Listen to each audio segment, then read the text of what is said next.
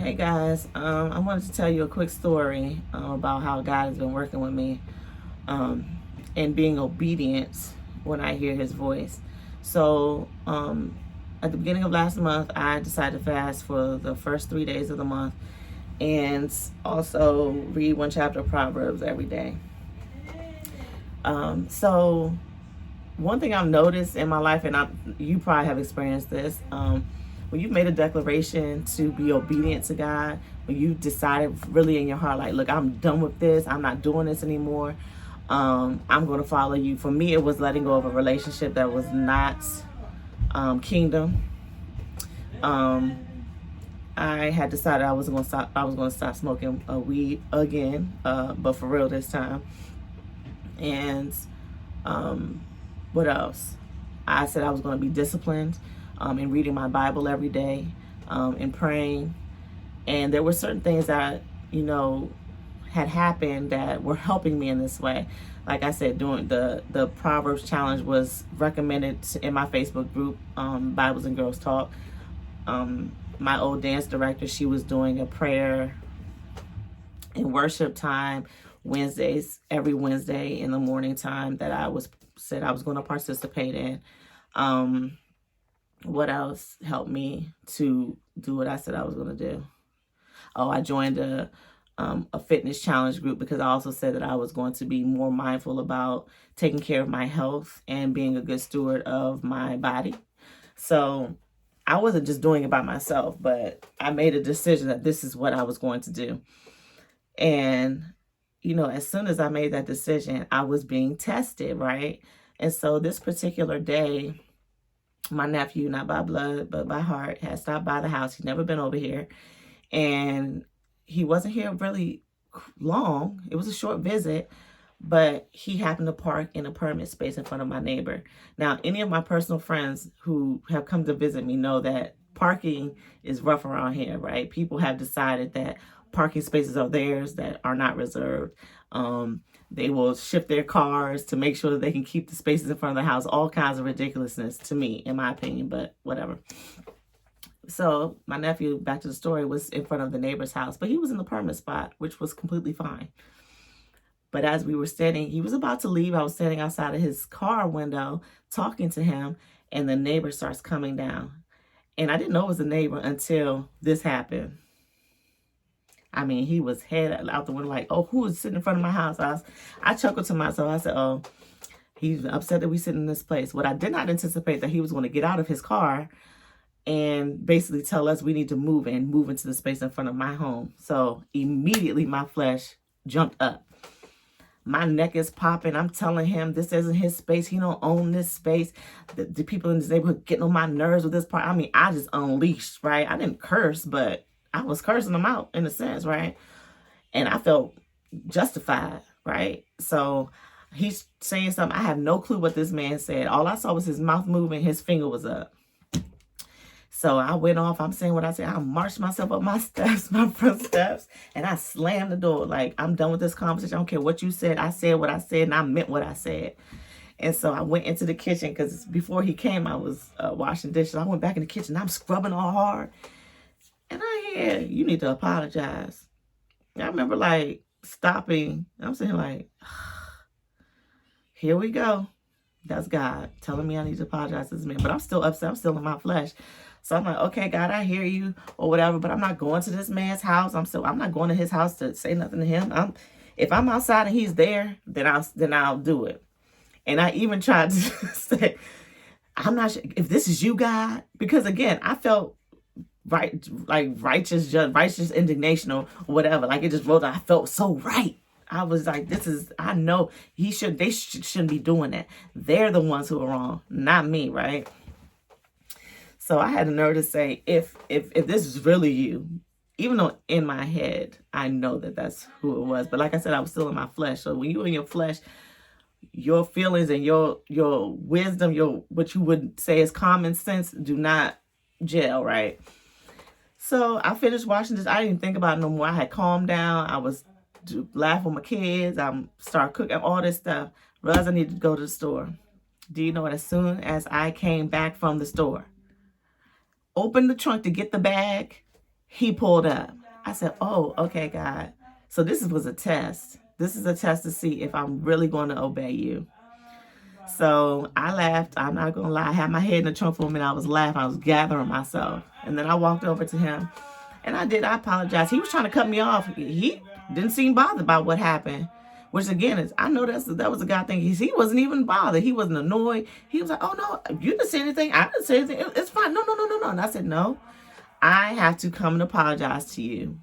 Not for what I said, but for the way that I said it. That was out of character. I am not that person. And I'm supposed to treat everybody with kindness and love. And that was not kind or loving of me. So I apologize.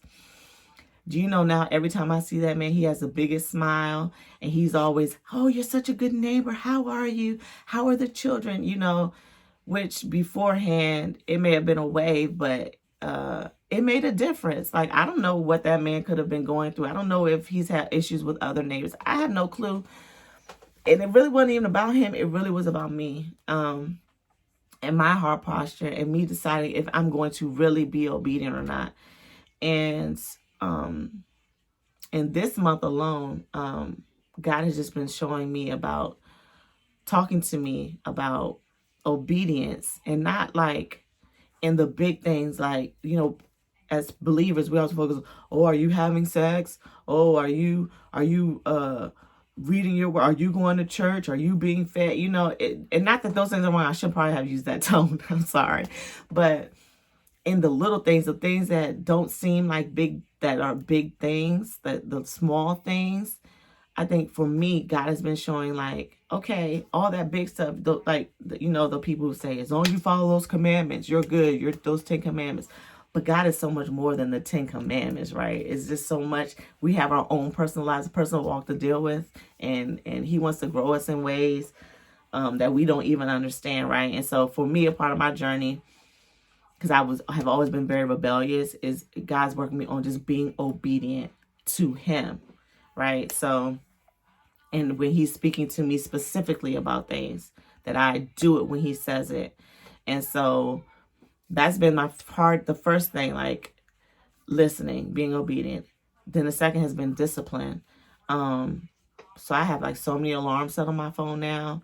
When I'm supposed to get up to pray, when I'm supposed to read my word, when I'm supposed to exercise. Now, I started the alarms last month, the beginning of last month, but I realized now in this month, I'm doing it before my alarm even sets off. So I said, okay, I understand. I see what you're saying, God. Like, discipline is needed. It's important. It is good. You know, if you were like me, I've been rebellious from a very young age, as far as like, I have my own mind, my own feelings, and you're not going to tell me how to do it, when to do it, whatever. So it's been great for me. Another thing that he has shown me again is perseverance, right? Or grit, like pushing through, regardless of what's happening, how you're feeling, doing what you know to do to keep pushing forward and to persevere. Because he revealed to me that I've had this cycle, like, of healing, or not cycle of healing, a cycle of, I don't know the word. I'll just explain what I mean. There's been times in my life, like, healing is a process, right? This is maybe a better way to put it. Healing is a process. Like, some people believe, and I did believe that, you know, once you got healed from something, like, that was it, you were good. What I've come to learn is that there are levels to healing, like an onion, right? You're peeling off layers. So what has happened to me, I would get to a point where God would do something great, right? And I would have like this great moment of revelation or healing in my life. And then I'd be on fire, right? I'm in my word, I'm praying. God's giving me words to speak to people. And it's great. It's going. But because I wasn't surrounded with people who were necessarily on that same trajectory. Like, they may have said, oh, I'm a believer, but they weren't really seeking God regularly. They really weren't being diligent in their walk. And so I think this is very important to say, that we as believers are not supposed to do this walk alone, because even after those moments of healing and revelation and joy and happiness were happening in my life, of course, life happens. We know that there's an enemy who is seeking to devour us. He's going to send people, situations, or whatever. And God does the same too, but so does the enemy. And so when those times would come, because of who I surrounded myself with, and I'm not blaming anyone, I'm just saying, because I didn't have anybody to lift me up when I was weak, I didn't have anybody to pray for me. That was my mother. That's the only person that I had. But she was my mom. There were some things I didn't want to share with her. There were some things I didn't want to reveal to her. So I was doing a lot of silent struggling. And so because I would get in places where I didn't feel like I literally could not pray, I literally would try to read and I would fall asleep. I would try to pray and have nothing to say, or didn't have the words, or had a heaviness about me, so I was sleeping my life away, right?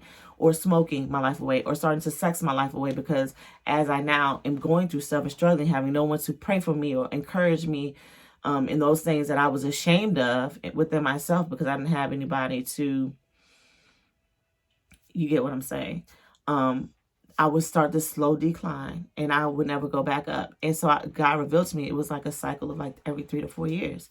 And so he revealed that to me this year. So it's like, what you going to do? Are you going to really stick to it this time? Are you really going to be determined? Are you really going to be disciplined? Are you really going to seek me the way you want to? And it's not that once I got saved that I didn't have the desire, but I did not seek out people. So that's what I have intentionally done this year.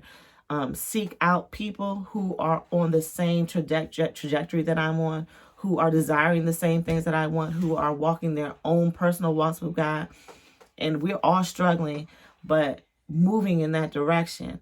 And it has been such a gift to my life, right? Not that I'm one of those people who just tell all my business all the time or anything like that. I guess it may seem like that because I'm making these videos, but I'm just being obedient. But it's been great because I see the difference. And so I'm not sure exactly all that I was supposed to be saying in this video. I just am trying to be obedient. I just basically wanted to say that obedience is better than sacrifice, right? We can go to church. We can do the Bible studies. We can do all these things that is a sacrifice of our time, right? Or of our money, paying for conferences and doing all of these things. But if we're not being obedient, not just to what we have read in the word, but when he's speaking to us personally, what is it? What are you doing it for? He said in his word, obedience is better than sacrifice. So let's be obedient. And this is, I guess, more so a message for people who are believers. I think most of my messages are supposed to be geared to that. But people who are believers but have not fully committed, who are struggling, who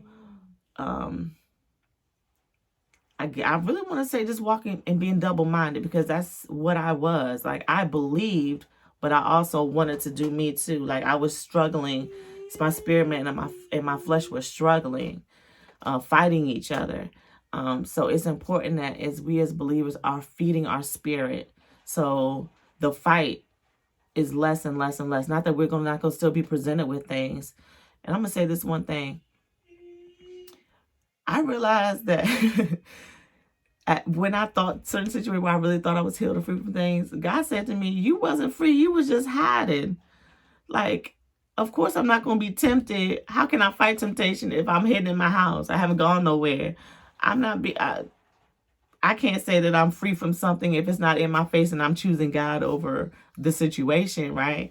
I don't know why I just thought about that, but I'm going to say it because a lot of us feel like are walking kind of like this sense of pride that, oh, I'm so saved, I'm so holy, I'm so this, I'm so that. But you haven't even been in no position to be for that thing to be tested.